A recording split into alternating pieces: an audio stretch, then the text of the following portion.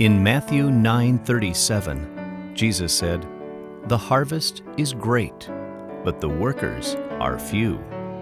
As true as it was in the first century, today in our modern age, this statement continues to prove true. In the United States alone, there are over 380 congregations that cannot complete their territory on a regular basis, and over 160 territories which are not assigned to any congregation at all. As a result, our organization has established an avenue to cover seldom worked or unassigned territories. Through this wonderful arrangement, the few that Jesus spoke of are able to cover the great harvest and finish the assignment that our first century brothers started. The blessings of this assignment far outweigh any sacrifices. Many who have shared in this arrangement have, as a result, experienced joy, progressed in their ministry, and above all, drew closer to Jehovah and their brothers and sisters. Watch as one congregation takes part in this spiritually upbuilding and very enjoyable experience in working the great harvest.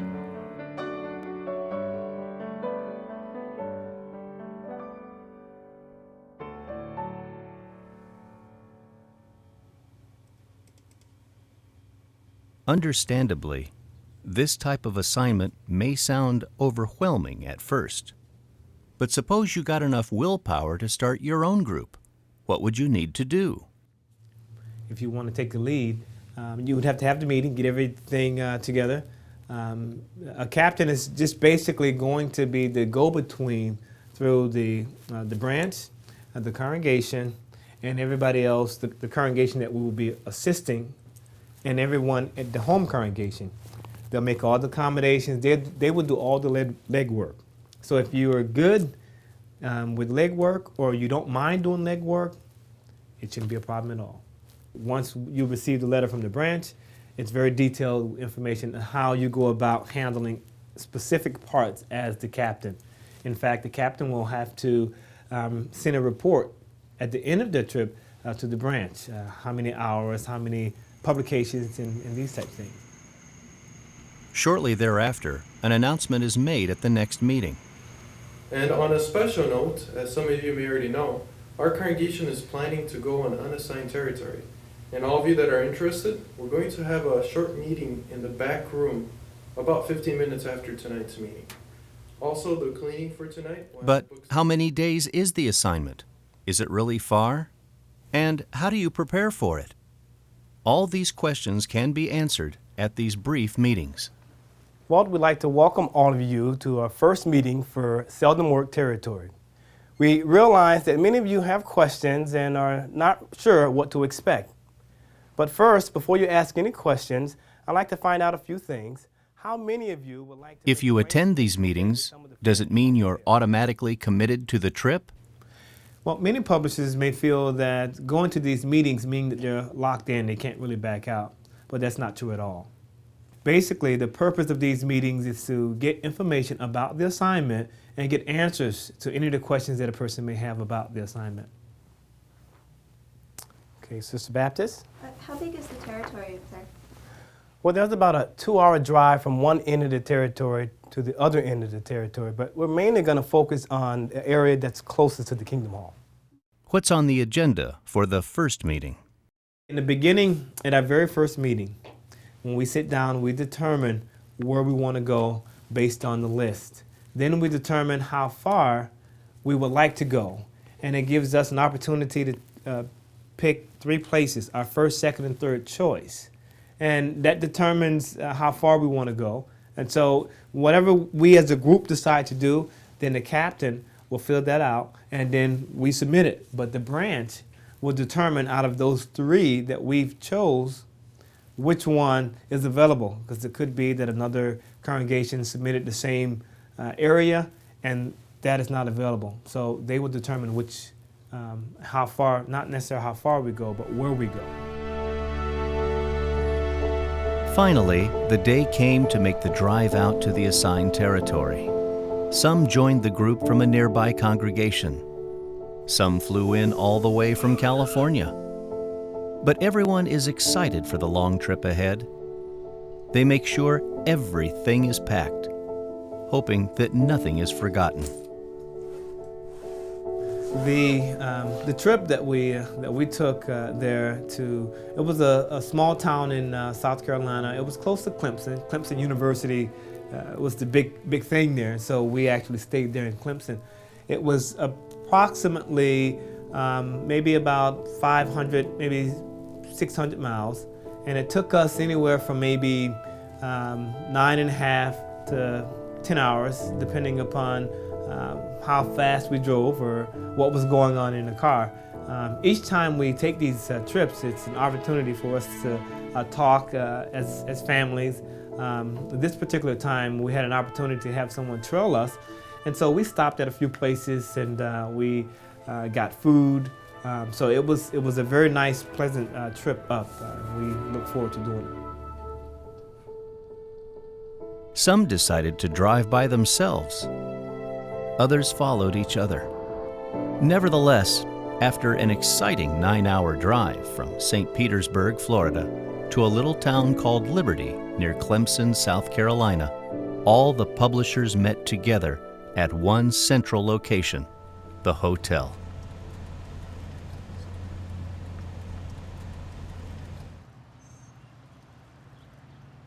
The day before the assignment, that afternoon or the evening, all of the friends started coming into the motel. And so as we were already checked in, we went downstairs and we saw the friends coming up, and we had an opportunity to look at their face and see how excited they were. Everybody was eager to get ready. Some of them was their first opportunity in Southern work, and so they were excited about it. Some were a little apprehensive, but you could still tell the excitement on their face was just, we finally made it. Some of them, it was a long drive.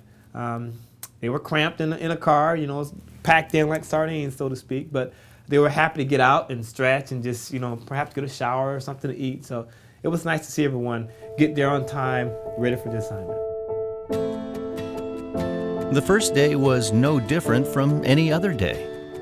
They all met with the congregation at the Kingdom Hall, where they made territory arrangements, set up car groups, and met the local brothers and sisters. A lot of love from the brothers and sisters up here, and they surely need the help.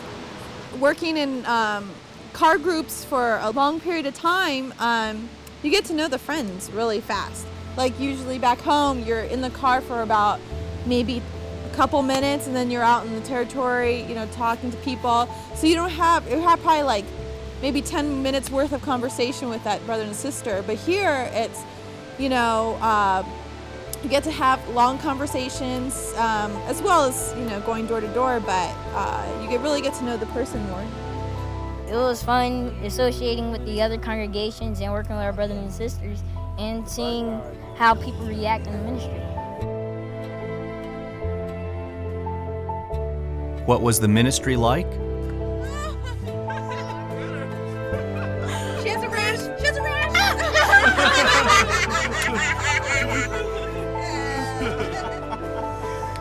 Good morning. Hi. Hi, my name is Jackie. What's your name? David. David, nice to meet you. This is my friend Lisa. How's it going? Good. I'm from California. We're new to your area. Okay. But we were just talking to some of your neighbors, and we were noticing that everyone has, somewhat of an interest in the Bible. Are you much of a Bible reader? Yeah, I'm actually a pastor in the area. So. Oh, cool. All right. It's great to find someone that has that interest and enjoys teaching others. Hello. Good, how are you? Jared, and I'm from Florida, and this is my dad. And we were talking with our neighbors. It says, do you believe that Jesus walked the earth? And a lot of people have questions about that. And they have questions for other readers who read this and have questions about that. So I would like to leave this with you, and I would like to lead this with you to another article. All right, thank you, sir. We could be seeing the beginning of a French congregation of Jehovah's Witnesses in Clemson. Liberty. This might be the birth of Haitian French congregation in Clemson, and Sheila was the beginning of that. I would like to move here, and maybe that's why Jehovah sent us here. You never know, because she told me there are groups of more Haitians in Anderson, and they even have a church in West. And then I'll learn Haitian Creole and become an elder in the French congregation. She was surprised to then know. me and my wife will have a child, and they'll go off and be missionaries in Africa and speak the French language and start a congregation out there. My goodness, he said it all. I ran out of words. But the people were very nice. They were so kind. One of the daughter didn't like the country part of it, but the mother, she's happy here. She said besides her, there's one more family in Liberty, but there are a lot more people in Anderson. So what I'm gonna do is yellow slip her, and then the society will send a lot of the friends that are either in Jacksonville to her, or the friends in North Carolina near Charlotte. And they'll start, who knows? It was good that we came here, and I'm gonna see if maybe before we leave to start a study. I left her the crowd brochure. Isn't that good? Yeah. It's my son Chris, and I'm Hello. Terrell with the Browns. We're visiting some friends of ours from St. Petersburg, Florida, and we just want to come out and talk to the neighbors a little bit. And we're talking to them about something that really fits in with what you're saying. It's about sickness. We're asking people, do they... We just had a wonderful experience. The gentleman listened patiently, and he had some questions, and he leveled with us and asked us, you know, really as a Baptist, we know that there's differences between Jehovah's Witnesses and the Baptists, and I was able to intervene and say that I was a Baptist, and I understand the differences.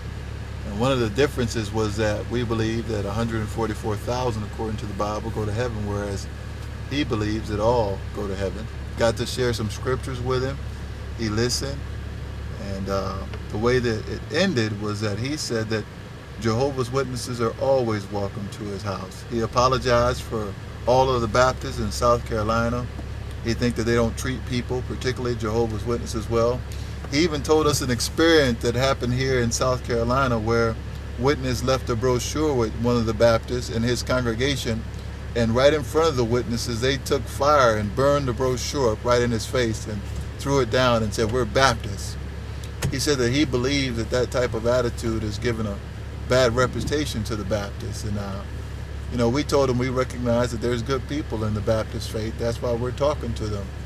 And we really encourage him to study the Bible. Remember that Jehovah is looking for modest people who are willing to accept the truth when it's presented to them.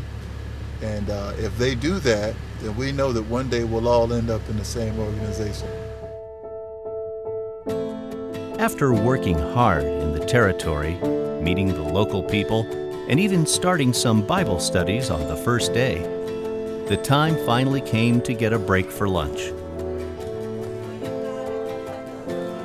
Normally when we met for the meeting for service, we broke off in particular groups. We had different car groups were assigned to go to different territories, but we all made it a point, all 8 or 9 car groups that we had, that we would meet at a particular area. Normally it was at a park, and it'd be at noon, and we'd break. We either pack a lunch or we'd go and get something, and sitting there with all the friends, even the local friends there and those in our own home congregation, we had an opportunity to talk.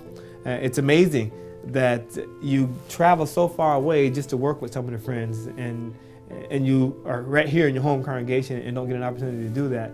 And even some of the things that they say over lunch, it was just a wonderful atmosphere, and everybody truly enjoyed lunch. Oh, this guy's oh,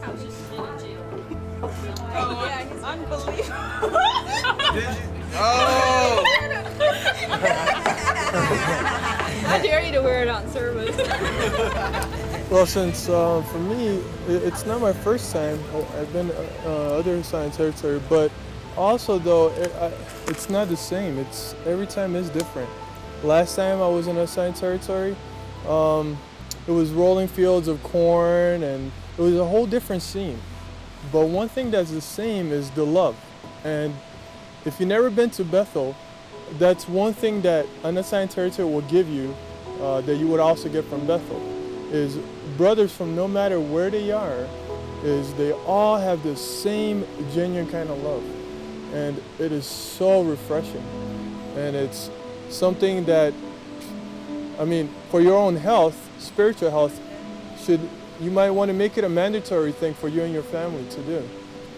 I really enjoyed meeting the friends and getting to know the friends we're with, and I feel like it's a really upbuilding experience, and I'd like to recommend it to anyone who can do it. Well, the association, when we was in lunch, everybody's all happy because they're eating, having a chance to sit down in the shade, and just all happy and everything, just to be each other, eating, just having like lunch, just hanging around with each other. After having service, encouraging, get to talk about how you was doing in the door-to-door and having fun, and you're talking about what you learned about other brothers, what you learned about, and just pretty much having fun. That's the thing about it. Every time we go into assigned territory, we get to really appreciate Jehovah's people are loving everywhere we are, and as a group, we drew closer to one another, and I wish that this wouldn't end, because it really helps us to appreciate how it will be in the new system. And after lunch, we packed everything back up and we headed back out in the ministry. So it's very enjoyable, and we look forward to lunch as well as the afternoon session of the ministry. After lunch and enjoying each other's company, some decided to call it a day. Long day, but it's over now. I feel good. He is. He's famous. While others decided to go out a little longer. Why did they go longer? The reason we went service after lunch was because we were rejuvenated. We had our sandwiches. We had nothing bothering us, and we wanted to get that feeling again of going out in service and having the people actually listen to us. And that's just the most wonderful feeling in the world. When we all get together at lunchtime, we have an opportunity to see how our morning went or how our afternoon went. And perhaps we have a return visit that we're going to set up, because right after lunch, I had this interesting call, or this person was overly excited at the door. We're not used to talking to people long. We go through our normal little script here in Florida, but when we were there in South Carolina, we had to go further. You go through you're used to hearing, "I'm not interested." Well, after you finish your presentation, the household is still there waiting. So you had to keep going on. And so some of us had some wonderful expressions. And so they, during lunchtime, had an opportunity to let us know what went on in the ministry. Some had excellent experiences. The woman lost her husband, her house, And her son was on her way down from Pennsylvania. And as soon as we got there, she said, "Do you have any pamphlets? Just give me because she knew we were Jehovah's Witnesses. And so she asked us for literature, and so I had the Bible Teach book, and I shared with her 1 Peter 5:7 on how God cares. And she was very appreciative because we read it, and she started to say how God is going to look after her, things are going to work out. And one woman that was leaving ended up talking to us about her situation, and I thought she was going to brush us off, but we got her to talking, and she was almost in tears because she had such a horrible situation with her husband having cancer and her son having emotional problems and all. And so we ended up placing a book, and she agreed to a Bible study, after we showed her some comforting words from the scriptures. This lady, she actually just woke up. We woke her up. She was working overnight. And I said, "Oh, I'm sorry we woke you up." She's like, "No, it's okay." So she was all calm, and she enjoyed talking to us. We read some scriptures. We gave her a book, and we asked her if she wants somebody to come back and visit her. She said, "Sure." So we're going to have somebody go back, and maybe that's going to be possible study. So that's really exciting. It's exciting to have positive response from the people. Here in the territory, we really have to learn how to use our what the society give us as far as our presentations, because we can actually use them. We can actually talk to the people. We can actually be able to help people to come to an accurate knowledge of God's Word. Look at this beautiful picture. That's what God promised for us in the future to be like. That's His original purpose, yes. And we as Christians, we look so forward to that time, because Yes. where we're from, people don't take the time like you as much to really contemplate what the Bible says about God's promise. They're kind of losing faith that God has anything to do with. So when we talk to people like you, it's refreshing. Oh yes. I Because sit right here every morning and read one whole chapter. Wonderful. Not a verse now, chapter. Yeah. And I'm going through the New Testament now the 4th time. Great. All Fourth That's time. really And every time I nice. read it, I learn something. isn't that amazing how that happens? Every time, you're right. Every That time. means you're growing in it and learning. you know. Yes, you understand Yeah. more. It's opening your eyes more and more, Yeah. wider. Yes. Oh, that's beautiful. Wonderful. That's why we came to visit, because here, when we go visit other places, people appreciate it. And, you know, we go from door to door all the time, and people don't even want to hear anything about the Bible. A man told us that he don't even believe it. They don't even believe it, and they're questioning God so much now. And they think, well, you know, he don't even exist. And we're thinking, how can you Looking say? at this, look at you. You enjoying this beautiful breeze And all your wonderful vegetables. tomatoes. That's not man-made, is it? No. And they say Impossible. it. Impossible. Yeah. Well, nice to meet you, James. Nice to meet And you. some of us will come back and talk to you more. If you want to while y'all here. The most interesting experience that I had was the most unexpected one.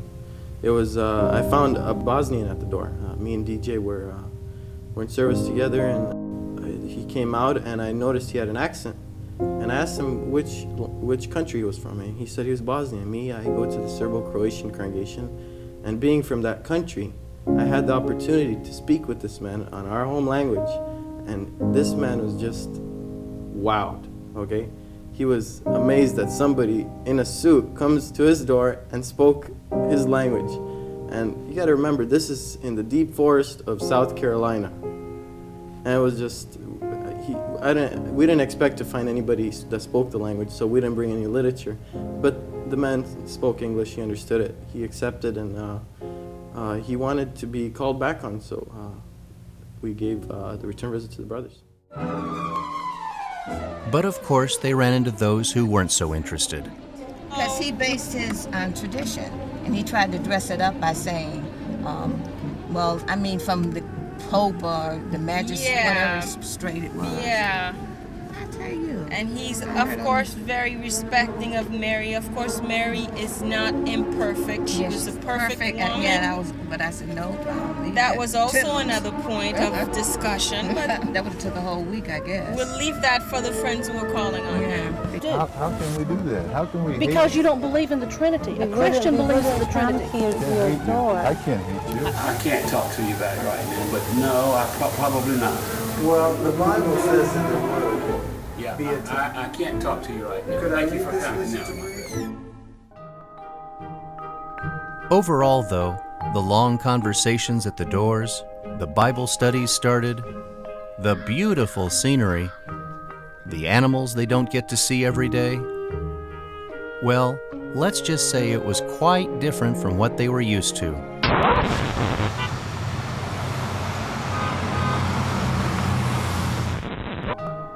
Anyway, at the end of the day, one group wasn't ready to go back to the hotel. Instead, they had one more visit to make. Here live on CNN. We're coming to you from Lake Hartwell, out here in beautiful Clemson, South Carolina, with all the friends here from Florida to California. And these friends have come down to do just a marvelous work in our neighborhood. We can't thank them enough. So I thought I'd bring them out here and show them just how beautiful our territory is. Look around, look around.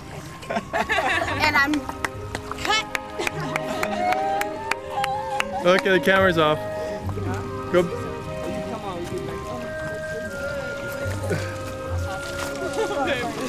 Look, these are the feet that Jehovah loves. Oh, beautiful. Oh. With Band-Aids and blisters and all. We didn't get those Band-Aids out of that water.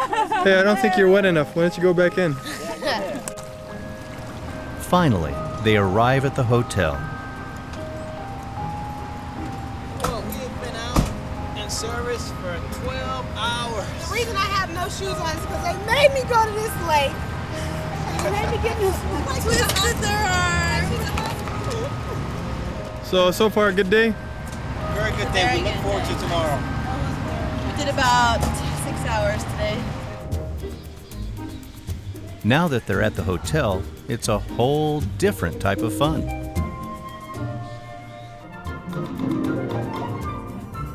They enjoyed spending time together.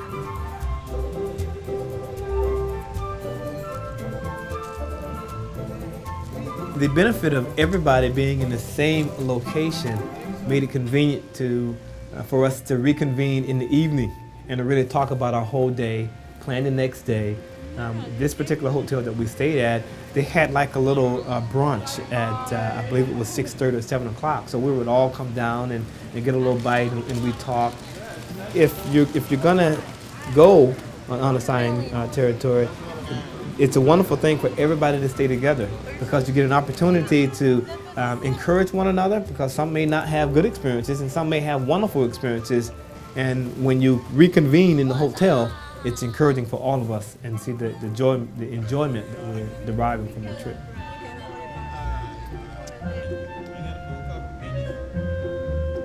Sometimes they played basketball.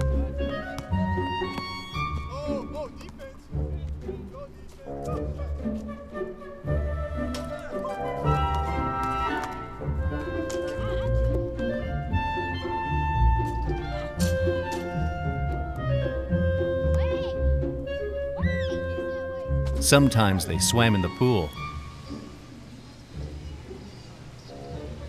And other times, they played cards together.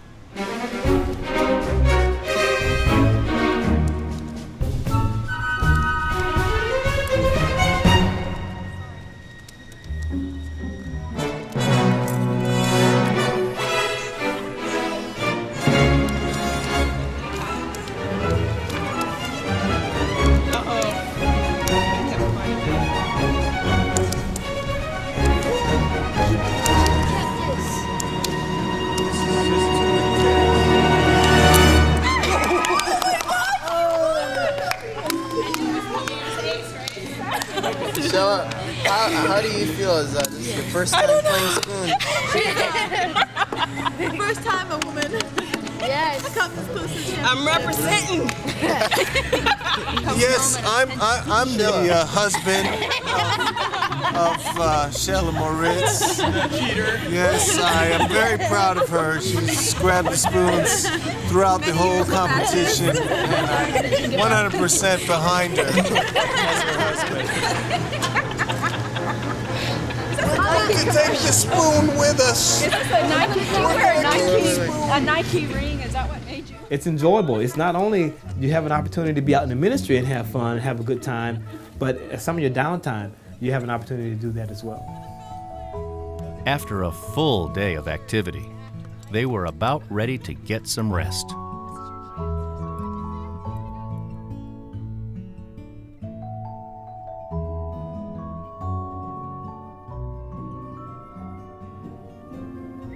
The next day, they did it all over again.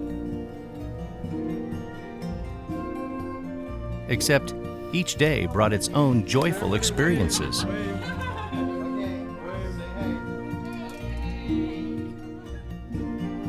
But after an enjoyable 4 consecutive days in service, they were in for a change of pace.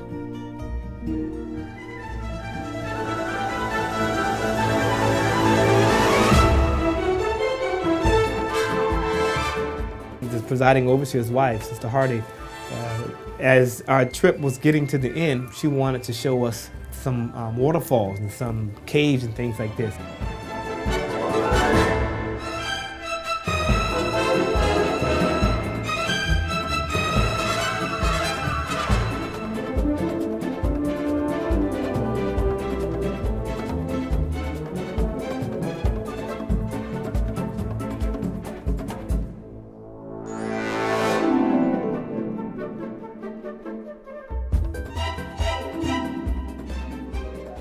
And as we're driving up to this cave, there wasn't very much parking. So we drove in, my wife, my family and I, and the Moritzes pulled in behind us. There was a parking space next to us, but it was very small. And then there was one on the opposite side. Well, Brother Moritz tried to get into the one right next to us. So as we backed in, so he wanted to back in as well. So as he pulled up to back in, Sister Moritz was getting out. And Sister Moritz gotten out. I guess David didn't realize she had gotten out. So he ran over her foot. But before that happened, she said, "David, no!" And before you know it, he hit her foot. And she's screaming and ah! And so what's David do? He pulls forward. He runs over it again. Oh! And he looks back, says, "Oh, that's okay. She has another one. It'll be all right." It got a flip-flop. How do you know? Because I know.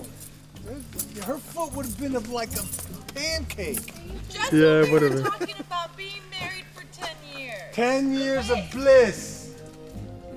I ran over her foot in the car, and You didn't know she that? didn't break any bones or even cry. So you. So that was. So what'd you learn? I learned that my wife is invincible. First stop, the historical Stump House Tunnel.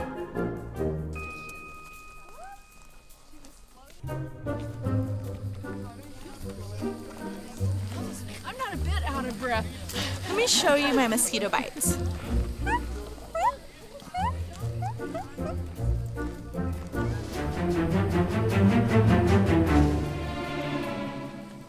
The tunnel was meant to be part of a railroad system in the 1850s, but failed to be completed due to the U.S. Civil War. It was like 2 miles long.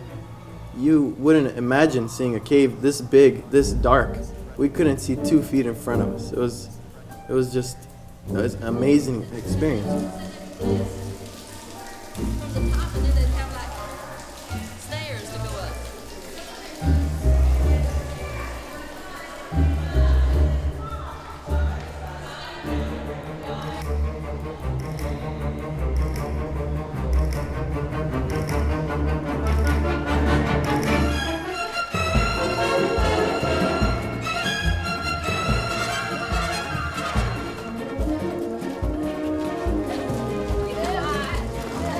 You guys survive? We survived without falling in. Zach didn't know. Zach fell on his butt.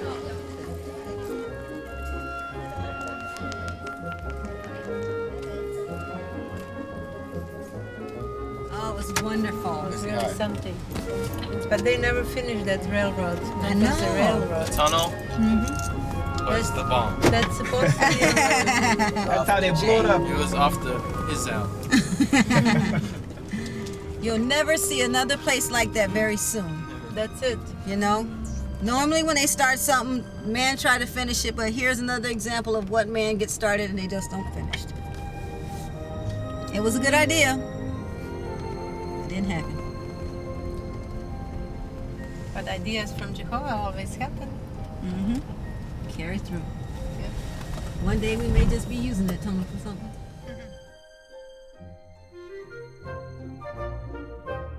If they thought that tunnel was interesting, wait till they find out what's next.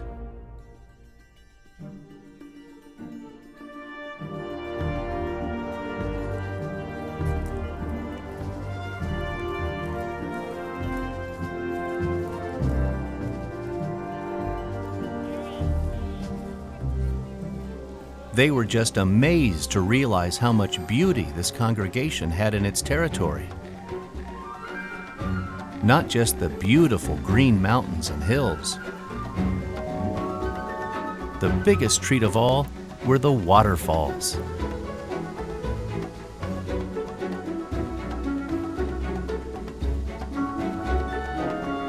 They enjoyed the waterfall so much, they decided to take a closer look.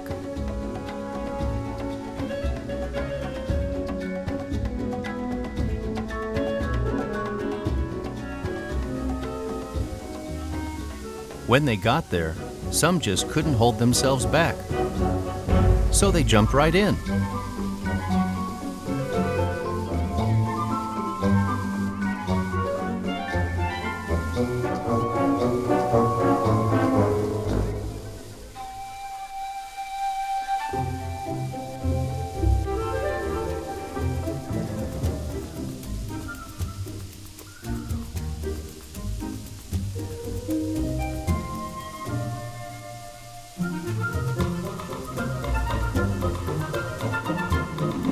They knew they'd never enjoy such terrain in Florida, so they took full advantage of every moment.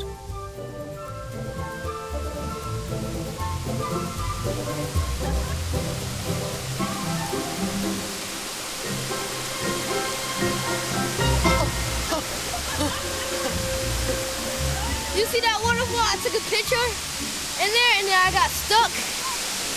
Not my leg, but I got stuck because the rocks were so slippery, so I had to be careful and go slow, and that's why I'm so drenched. This is the best vacation ever.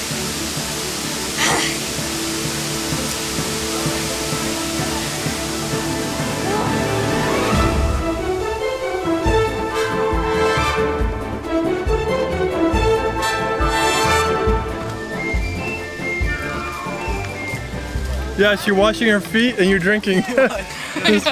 Look, she's washing her feet and Nika drink.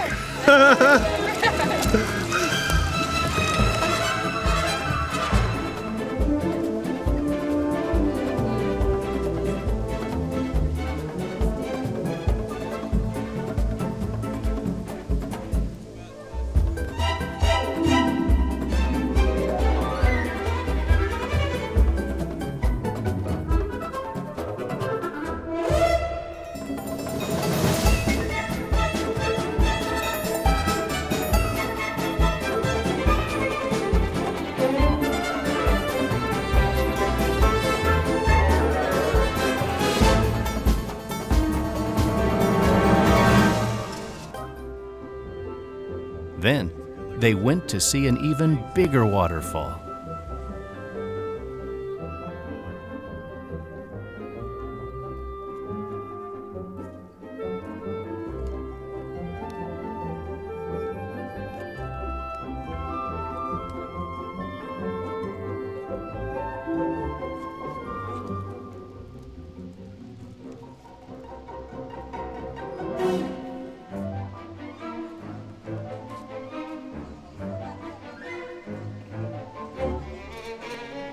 I would say, please, Brother White, my feet are hurting. I have blisters. And he would say, no, keep going.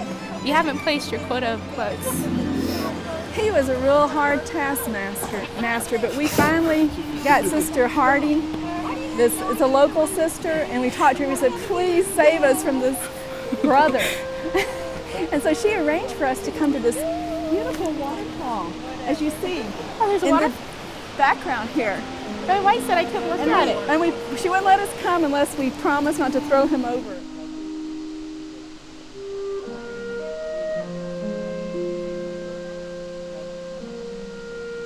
This place is really beautiful. We can see here how beautiful creation, Jehovah's creation is. And it's just breathtaking. You can't even describe it by the words. It just fills you up with a wonderful feeling inside of you, just thinking about Jehovah and what He really gave us to enjoy this. You could just imagine if it's beautiful now in this old system, how beautiful it can be in the new system. And Jehovah makes the whole world look like this. Oh, if you like our latest landscaping efforts, you can call 555-5625, and about $100 million, we can get this for you. Thank you.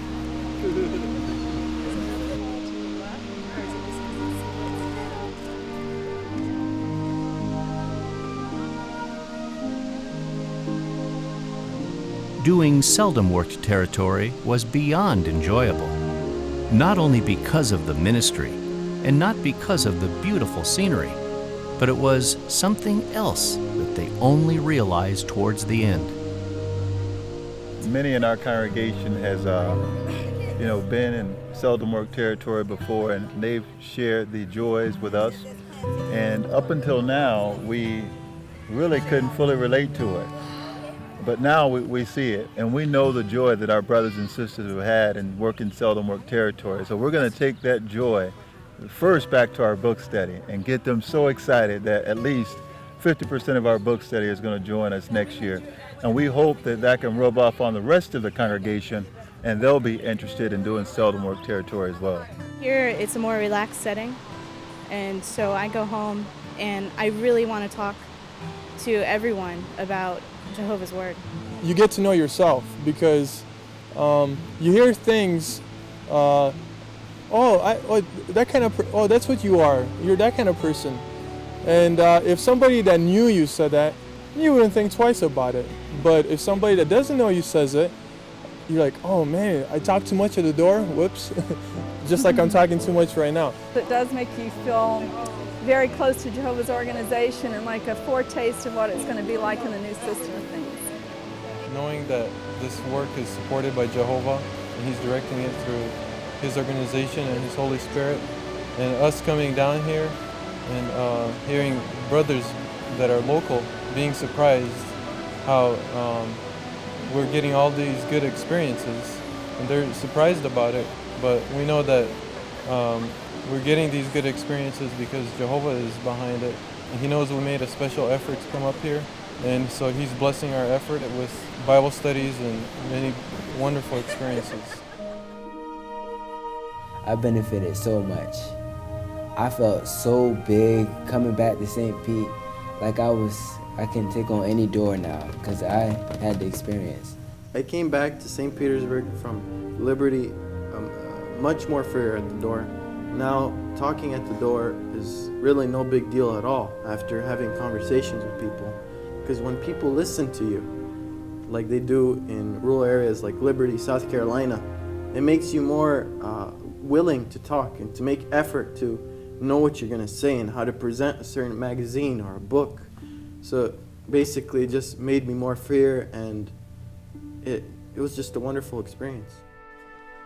They weren't the only ones that felt like that, because the congregation they were assigned to also reaped benefits.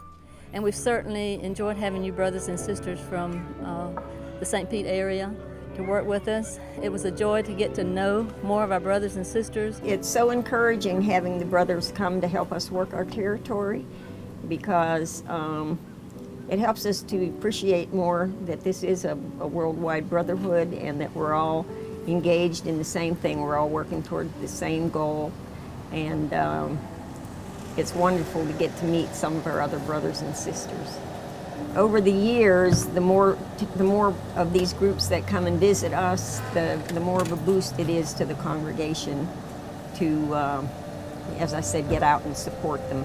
So it not only helps get our territory work, but it also helps us to be more field service motivated. And that's what it's like in seldom worked territory. Have you ever thought about being part of it yourself the next time around? We'll also encourage our brothers and sisters in Central Congregation to perhaps put their hand to the plow next time this privilege of service comes up. And we may have to fight each other for the spots allowed to go, but there's no reason that two different car groups can't go to two different areas. These were brothers and sisters that I didn't know really before I even came to this hall, and now I feel like, they're really truly my brothers and sisters. So personally, to me, I would encourage it for everybody. I think everyone should experience it, young and old. Whenever you want to do something that's spiritual, reach out to serve Jehovah more fully. Don't worry about the finances. Don't worry about if you can do it. Just worry about if I want to do it. It's no greater joy than being able to share in the ministry as a family unit, and I just think that if we could encourage as many others to do the same, then it's going to be well worth the time we've spent here. And I know what all the young people are thinking. They're thinking, it's not really as fun as they say it is. It's, you know, being packed in your car, driving for 1,000,000 hours with your parents. I mean, I realize that, but it's really a blast. People listen to you. You have so much fun with all the people that go. You learn so much. You come back a freer person. And if you'd put it in modern words, what would you say? I'd say it's the bomb. If you never tried it, you're missing out, and try it before Armageddon comes.